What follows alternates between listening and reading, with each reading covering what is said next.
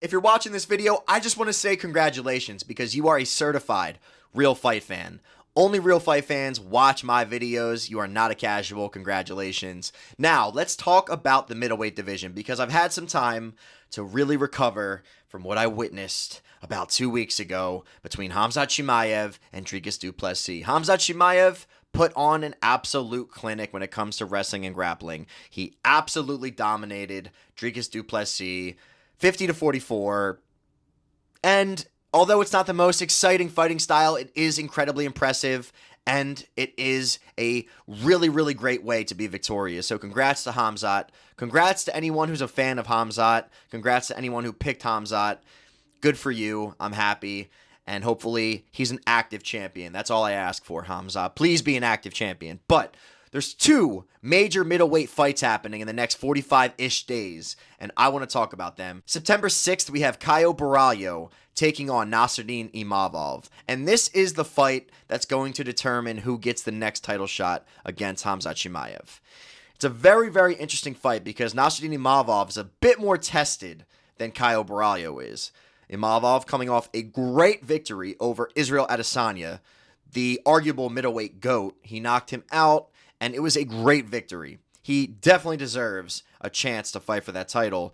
But first, he's got to get through Caio Borralho, the king of the fighting nerds. And if Caio Borralho wins, he'll be the first fighting nerd to get a crack at the title. So that's very exciting stuff. And although Caio Borralho's resume isn't as impressive as Imavov's, it's more than likely because he's been avoided like the plague. The best victory of his career was his last fight against Jared Cannonier, where he won a decision. Before that, it was Paul Craig. A lot of fighters avoided taking this fight because there's not much to gain by fighting a guy who's behind you, who is very talented, who is very scary and intimidating. And Caio Borralho is that. He is a fantastic prospect at becoming champion. But Nasruddin Imavov, he's tried and true. We've seen him have some tough fights in the UFC. He had a long road to get to this point, but he's become a better fighter from it, and he had a great victory last fight. So whoever wins this is going to get the next title shot against Khamzat Chimaev. Now, October 18th, we have the fight that I think is the true contender fight, because these are the two guys that I feel like have the best chance at victory against Khamzat Chimaev's very wrestling and grappling heavy style. And that is Anthony Fluffy Hernandez and Hernandez De Ridder, the Dutch Knight, RDR. These two guys, in my opinion, have the best chance to be victorious against Khamzat Chimaev's ferocious grappling, wrestling dominant style. We have RDR, who is a grappling expert. He is fantastic on the ground. When it comes to grappling, I would rate him the best pure grappler in the middleweight division. He's fantastic. With an impressive submission victory over Kevin Holland, coming off a great victory over Robert Whittaker, RDR has a lot of momentum, and I think he can pose a really tough threat to Khamzat Chimaev. His knees in the clinch especially. If he can get Khamzat in the clinch, if he can defend the takedown, get Khamzat in a clinch, and throw that knee to Khamzat's solar plexus, we're going to see Khamzat in a lot of pain and a lot of agony and a lot of danger in a way that we haven't seen before. So I think that poses a big threat to Khamzat Chimaev's style.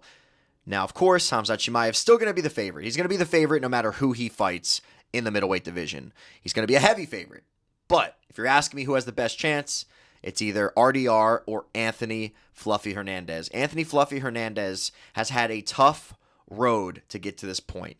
He's fought a lot of different fighters, and he's had a long time to get to this point, but at 31 years old, he's pretty young. And I think he's probably the most well-rounded out of these four fighters. Very crisp striking, very good takedown defense, and very good grappling. He is good everywhere. It's like in Mario Tennis or Mario Golf or Mario Kart or Super Smash Bros.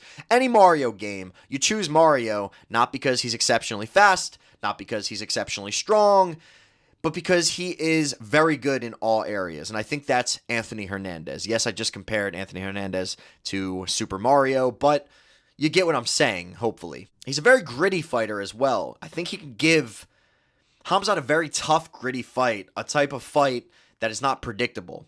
He's going to mix it up a lot, feint a lot, and give Khamzat a very weird look where Khamzat's going to have to question a little more than he would against a lot of other opponents. I think Caio Borralho is similar in that regard. Very gritty fighter, feints a lot, good striker, good grappler.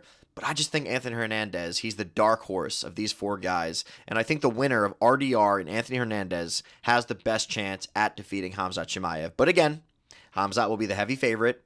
And all I ask of you, Khamzat, is just be an active champion. Don't give us barely one fight a year. Please. You barely took any damage in that fight. Dricus Du Plessis barely took any real damage either. Slightly swollen face, blah, blah, blah.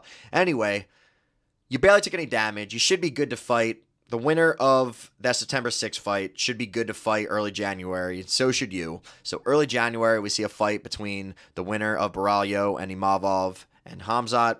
And then probably 4, 5, 6 months later, we see a fight between the winner of Anthony Hernandez and Borralho De Ridder versus Khamzat Chimaev. But there is a question mark with all of this, and it is, will Dricus Du Plessis get an instant title shot?